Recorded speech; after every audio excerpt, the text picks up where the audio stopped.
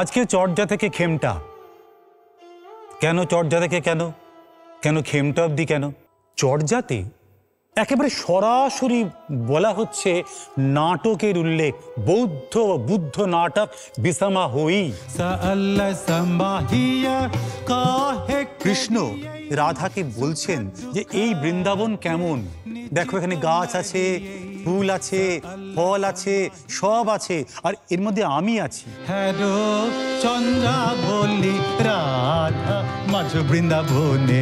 বোঝাই যাচ্ছে যে এই যে গানটা, এই গানটা পায়ে ঘুঙুর বেঁধে গাওয়া হতো। তোরা যাসনে যাসনে, শ্রীকৃষ্ণ এসেছেন রাধার কুঞ্জে ভোরবেলা, সারা গায়ে চন্দ্রাবলীর প্রণয় চিহ্ন মাখা। রাধা তাকে দেখেই বলছেন, কি বলছেন? জগৎ জননী ভাবে নাচে বিশ্বম্ভর, সময় উচিত গীত গায়ে অনুচর।